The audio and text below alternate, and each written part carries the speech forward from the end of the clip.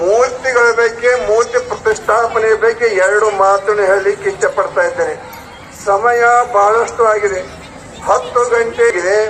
10 ಗಂಟೆ ಆತಂದ್ರೆ ನೀವು ಹತ್ತಬೇಕಾಗಿದೆ, ಏನೋ ಹಾಸಿಗೆ ಹತ್ತಬೇಕಾಗಿದೆ.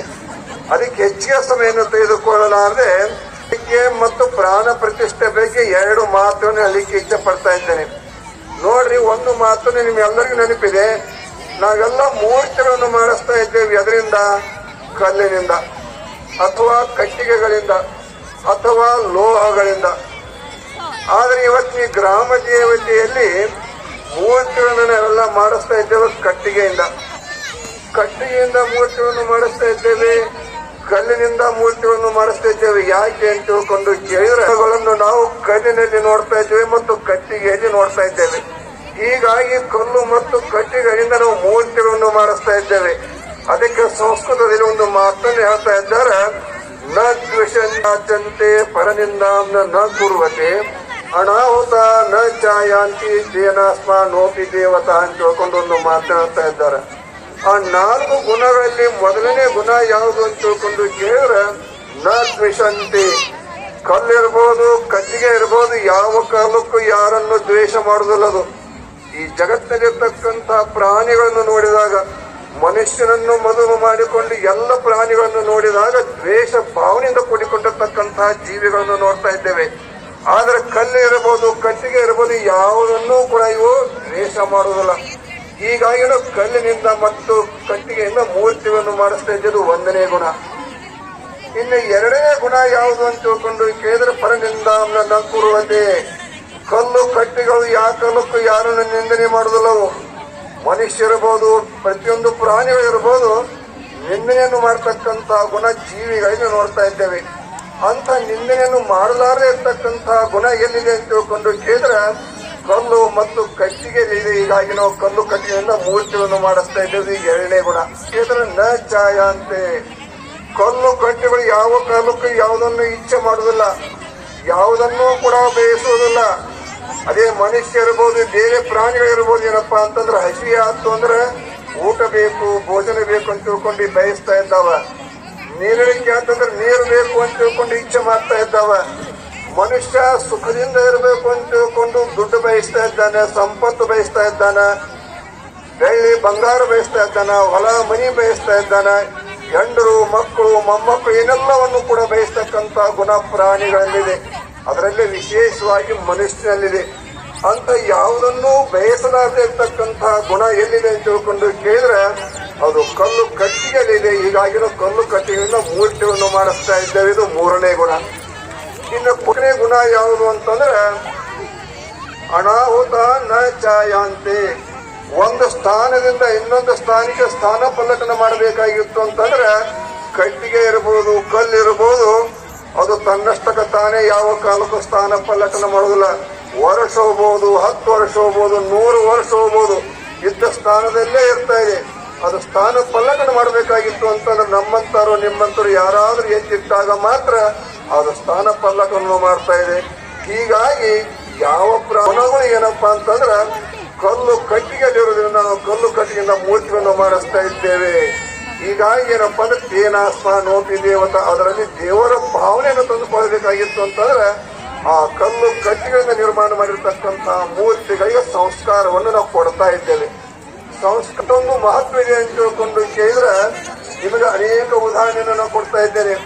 ನೀರಿಗೆ ಸಂಸ್ಕಾರ ಕೊಟ್ಟರೆ ಶುದ್ಧೋದಕವಾಗ್ತಾ ಇದೆ, ಅಕ್ಕಿಗೆ ಸಂಸ್ಕಾರ ಕೊಟ್ಟರೆ ಅನ್ನ ಆಗ್ತಾ ಇದೆ, ಗೋಧಿಗೆ ಸಂಸ್ಕಾರ ಕೊಟ್ಟರೆ ಪಾಯಸ ಆಗ್ತಾ ಇದೆ, ಹಾಲಿಗೆ ಸಂಸ್ಕಾರ ಕೊಟ್ಟರೆ ಮೊಸರು ಆಗ್ತಾ ಇದೆ, ಮೊಸರಿಗೆ ಸಂಸ್ಕಾರ ಕೊಟ್ಟರೆ ಬೆಣ್ಣೆ ಆಗ್ತಾ ಇದೆ, ಬೆಣ್ಣಿಗೆ ಸಂಸ್ಕಾರ ಕೊಟ್ಟರೆ ತುಪ್ಪ ಆಗ್ತಾ ಇದೆ, ಆಕಳ ಸಗಣಿಗೆ ಸಂಸ್ಕಾರ ಕೊಟ್ಟರೆ ಭಸ್ಮವಾಗ್ತಾ ಇದೆ, ಶಬ್ದಗಳಿಗೆ ಸಂಸ್ಕಾರ ಕೊಟ್ಟರೆ ಮಂತ್ರವಾಗ್ತಾ ಇದೆ, ಹೆಣ್ಣು ಮಕ್ಕಳಿಗೆ ಸಂಸ್ಕಾರ ಕೊಟ್ಟರೆ ಮುತ್ತೈದರಾಗ್ತಾ ಇದ್ದಾರೆ, ಕಲ್ಲುತ್ತಾ ಇದೆ, ಮೂರ್ತಿಗೆ ಸಂಸ್ಕಾರ ಕೊಟ್ಟ ದೇವರಾಗ್ತಾ ಇದ್ದಾನೆ.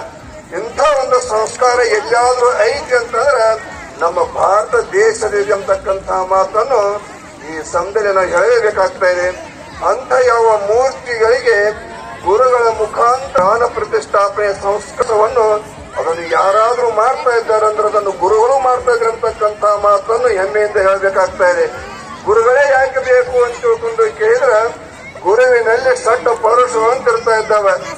ಒಂದು ಹಸ್ತ ಪರುಷ, ಎರಡನೇದು ನೇತ್ರ ಪರುಷ, ನಾಲ್ಕನೇದು ಪಾದ ಪರುಷ, ಐದನೇದು ಮನ ಪರುಷ, ಆರನೇದು ಭಾವ ಪರುಷ ಅಂತ ತಿಳ್ಕೊಂಡು ಈ 6 ಪರುಷವನ್ನು ನಾವೆಲ್ಲಾದ್ರೂ ಕಾಣ್ತಾ ಇದ್ದೇವೆ ಅಂತಂದ್ರೆ ಅದನ್ನು ಗುರುವಿನಲ್ಲಿ ಕಾಣ್ತಾ ಇರ್ತಕ್ಕಂಥ ಮಾತನ್ನು ಈ ಸಮಯದಲ್ಲಿ ಹೇಳಬೇಕಾಗ್ತಾ ಇದೆ. ಹೀಗಾಗಿ ಅಂತ ಪ್ರಾಣ ಪ್ರತಿಷ್ಠಾಪನೆ ನಾಳೆ 18ನೇ ತಾರೀಕಿನ ದಿವಸ ಆ ಗ್ರಾಮ ದೇವತೆಯ ಮೂರ್ತಿಗೆ ಪ್ರಾಣ ಪ್ರತಿಷ್ಠಾಪನೆ ಎಂಬತಕ್ಕಂಥದ್ದು ನಡೀತಾ ಇದೆ. ಅದು ಯಾರಿಂದ ಅಂತ ತಿಳ್ಕೊಂಡು ಕೇಳಿದ್ರೆ ಉಜ್ಜಯಿನಿ ಮತ್ತು ಶ್ರೀಶೈಲ ಕಾಶಿ ಜಗತ್ಗಳವರ ಅಮೃತ ಹಸ್ತದಿಂದ ಆ ಮೂರ್ತಿಗೆ ಪ್ರಾಣ ಪ್ರತಿಷ್ಠಾಪನೆ ಎಂಬತಕ್ಕಂಥದ್ದು ನಡೀತಾ ಇದೆ. ಅಂತ ಪ್ರಾಣ ಪ್ರತಿಷ್ಠಾಪನೆ ಆಗಬೇಕಾದ್ರೆ ಆ ಗುರುವಿನಲ್ಲಿ ಎಂಥ ಶಕ್ತಿ ಇದೆ ಅಂತ ತಿಳ್ಕೊಂಡು ಕೇಳಿದ್ರೆ ಗುರುವಿನ ಹಸ್ತ ಅದು ಅಮೃತ ಹಸ್ತ. ಅದಕ್ಕೆ ನಾವು ಪರುಷ ಹಸ್ತ ಅಂತ ತಿಳ್ಕೊಂಡು ಕರೀತಾ ಇದ್ದೇವೆ. ಈ ಗುರುವಿನ ಹಸ್ತಕ್ಕೆ ಅಷ್ಟೊಂದು ಮಹತ್ವ ಯಾಕೆ ಬಂತು ಅಂತ ತಿಳ್ಕೊಂಡು ಕೇಳಿದ್ರೆ ಗುರುಗಳಾಗಿರ್ತಕ್ಕಂಥವ್ರು ತಮ್ಮ ತ್ರಿಕಾಲದ ಇಷ್ಟಲಿಂಗ ಪೂಜೆಯಲ್ಲಿ ತಮ್ಮ ಹಸ್ತಗಳಿಗೆ ಮಂತ್ರ ಸಂಬಂಧವನ್ನು ಮಾಡಿಕೊಂಡು ಭಕ್ತರ ಉದ್ಧಾರಕ್ಕೋಸ್ಕರವಾಗಿ ಭಕ್ತರ ಕಲ್ಯಾಣಕ್ಕೋಸ್ಕರ ಇದರಿಂದ ಶಕ್ತಿ ಇರೋದ್ರಿಂದ ಅಂತ ಒಂದು ಒಳ್ಳೆಯ ಕೆಲಸವನ್ನು ಮೂರ್ತಿ ಪ್ರತಿಷ್ಠಾಪನೆ ಇರ್ತಕ್ಕಂತಹ ಕೆಲಸಗಳನ್ನು ಗುರುವಿನ ಹಸ್ತದಿಂದ ಮಾಡಿಸ್ತಾ ಇದ್ದಾರೆ. ನೋಡಿ, ನೀವೇನಾದ್ರೂ ಗುರುವಿನ ಹತ್ರ ಬರುವ ಕಾಲಕ್ಕೆ ಕೆಲವೊಂದು ಪದಾರ್ಥಗಳನ್ನು ತರ್ತಾ ಇದ್ದೀರಿ. ಕೈಯಲ್ಲಿ ಹಣ್ಣು ತರಬಹುದು, ಕೈಯಲ್ಲಿ ಕಾಯಿಗಳನ್ನು ತರಬಹುದು, ಕೈಯಲ್ಲಿ ಕಲಸಕ್ಕೆ ತರಬಹುದು, ಕೈಯಲ್ಲಿ ಯಾವುದೋ ಒಂದು ಪದಾರ್ಥವನ್ನು ತರಬಹುದು. ತರುವ ಕಾಲಕ್ಕೆ ನಿಮ್ಮನ್ನು ಯಾರಾದ್ರೂ ಪ್ರಶ್ನೆ ಮಾಡಿದ್ರೆ ಕೈಯಲ್ಲಿರ್ತಕ್ಕಂತಹ ಪದಾರ್ಥದ ಹೆಸರನ್ನು ನೀವೆಲ್ಲ ಹೇಳ್ತೀರಿ. ಅದೇ ಗುರುಗಳ ಹತ್ತಿರ ಬಂದು ಗುರುವಿನ ಹಸ್ತ ಸ್ಪರ್ಶ ಆದಾಗ ಅದು ಪದಾರ್ಥವಾಗಿ ಪ್ರಸಾದ ಅಂತ ಅನಿಸ್ಕೊಳ್ತಾ ಇದೆ. ನೀವು ಮನೆಗೆ ಹೋಗಿ ಏನಪ್ಪಾ ಅಂದ್ರೆ ಎಲ್ಲರಿಗೂ ಪ್ರಸಾದ ಅಂತ ತಿಳ್ಕೊಂಡು ಹಂಚ್ತಾ ಇದ್ದೀರಿ. ಅಂತ ಒಂದು ಶಕ್ತಿ ಗುರುವಿನಲ್ಲಿ ಬರಬೇಕಾಗಿತ್ತು ಅಂತಂದ್ರೆ ಅವರು ಹಸ್ತ ಜಪವನ್ನು ಮಾಡಿ ಮಾಡಿ ಗುರುವಿನ ಹಸ್ತ ಅದು ಅಮೃತ ಹಸ್ತ ಮತ್ತು ಪರುಷ ಹಸ್ತ ಆಗ್ತದೆ ಅಂತಕ್ಕಂತಹ ಮಾತನ್ನು ಈ ಸಮಯದಲ್ಲಿ ಹೇಳೋದ್ರ ಜೊತೆಗೆ ಗುರುವಿನ ದೃಷ್ಟಿ ಎಂಬತಕ್ಕಂಥದ್ದು ಏನಪ್ಪಾ ಅಂದ್ರೆ ಪರುಷ ದೃಷ್ಟಿ. ಅದು ಗುರುವಿನ ದೃಷ್ಟಿ ಪರುಷ ದೃಷ್ಟಿ. ನೀವೆಲ್ಲ ಗುರುವಿನ ಹತ್ತಿರ ಬಂದು ಪ್ರಾರ್ಥನೆ ಮಾಡ್ಕೊಳ್ತೀರಿ, ಗುರುವೇ ನಮ್ಮ ದೃಷ್ಟಿ ನಮ್ಮ ಮೇಲೆ ಬೀಳಿದೆ ಅಂತ ತಿಳ್ಕೊಂಡು. ಯಾಕೆ ಅಂತಂದ್ರೆ ಗುರುವಿನ ದೃಷ್ಟಿಯಲ್ಲಿ ಒಂದು ಅದ್ಭುತವಾಗಿರ್ತಕ್ಕಂಥ ಶಕ್ತಿ ಇರ್ತಾ ಇದೆ. ಹೇಗೆ ಬರ್ತಾ ಇದೆ ಗುರುವಿನ ಅದ್ಭುತ ಶಕ್ತಿ ಅಂತ ತಿಳ್ಕೊಂಡು ಗುರುಗಳಾಗಿರ್ತಕ್ಕಂಥರು ತ್ರಿಕಾಲದಲ್ಲಿ ಇಷ್ಟಲಿಂಗ ಪೂಜೆಯನ್ನು ಮಾಡುವುದರ ಸಂದರ್ಭದಲ್ಲಿ ತಮ್ಮ ತದೇಕವಾಗಿರ್ತಕ್ಕಂಥ ದೃಷ್ಟಿಯನ್ನು ಇಷ್ಟಲಿಂಗದಲ್ಲಿ ಇರ್ತಾ ಇದ್ದಾರೆ. ಕಣ್ಣಿನ ರೆಪ್ಪೆಯನ್ನು ಪಡೆಯಲಾರದೆ, ಕಣ್ಣನ್ನು ತಿಳ್ಕಿಸಲಾರದೆ ತದೇಕವಾಗಿರ್ತಕ್ಕಂಥ ಲಿಂಗದಲ್ಲಿ ಜಪಲಿಲ್ಲದ ಒಂದು ಅಭಿಮಾನ ಬರ್ತಾ ಇತ್ತು. ಅವರು ತಮ್ಮ ಆಶೀರ್ವಚನದಲ್ಲಿ ಹೇಳ್ತಾ ಇದ್ರು, ನಮಗೆ 100 ಗ್ರಾಮ ಎಂಬತಕ್ಕಂಥದ್ದು ಏನಪ್ಪಾ ಅಂತಂದ್ರೆ ಇದು ತವರು ಮನೆ ಅಂತ ತಿಳ್ಕೊಂಡು ಗಂಗಾಧರ ಜಗದ್ರು ಕೂಡ ಹೇಳ್ತಾ ಇದ್ರು. ಅಂತ ಈ ಗಂಗಾಧರ ಜಗದ್ರು ನೆಲೆಯಿರತಕ್ಕಂಥ ಈ ಊರು ಇದು ಪಾವನಮಯವಾಗಿರ್ತಕ್ಕಂಥ ಊರು ಅಂತ ತಿಳ್ಕೊಂಡು ಹೇಳೋದ್ರ ಜೊತೆಗೆ ಗಂಗಾಧರ ಜಗತ್ತು ಏನಪ್ಪಾ ಅಂತಂದ್ರೆ ಒಂದು ಮಹಾನ್ ವ್ಯಕ್ತಿ ಅಷ್ಟೇ ಅಲ್ಲ, ಅದೊಂದು ಮಹಾನ್ ಶಕ್ತಿಯೂ ಕೂಡ ಆಗಿರ್ತಕ್ಕಂಥ ಮಾತನ್ನು ಬಹಳಷ್ಟು ಅಭಿಮಾನದ ಹೇಳಬೇಕಾಗ್ತಾ ಇದೆ. ಅಂತ ಗಂಗಾಧರ ಜಗತ್ತು ಸಂಪೂರ್ಣ ಆಶೀರ್ವಾದ, ಸಂಪೂರ್ಣ ಅನುಗ್ರಹ ಎಲ್ಲಿಯಾದ್ರೂ ಆಗಿದೆ ಅಂತ ತಿಳ್ಕೊಂಡು ಕೇಳಿದ್ರೆ ಅದು 100 ಗ್ರಾಮಕ್ಕೆ ಆಗಿದೆ ಅನ್ನತಕ್ಕಂಥ ಮಾತನ್ನು ಹೇಳಲಿಕ್ಕೆ ಬಹಳಷ್ಟು ಸಂತೋಷಿಸ್ತಾ ಇದೆ. ಅಂತ ಈ 100 ಗ್ರಾಮದಲ್ಲಿ ನಾವು ಭೂತೋಣ ಭವಿಷ್ಯಕ್ಕೆ ಅನ್ನೋ ರೀತಿಯಲ್ಲಿ ಈ ಗ್ರಾಮ ದೇವತೆಯ ಜಾತ್ರೆ ನಡೀತಾ ಇದೆ. ಆ ಗ್ರಾಮ ದೇವತೆಯ ಜಾತ್ರೆಯಲ್ಲಿ ಹಲವಾರು ಸ್ವಾಮಿಗಳು ಅಲೋಕೇಶವನ್ನು ಮಾಡ್ತಾ ಇದ್ದಾರೆ.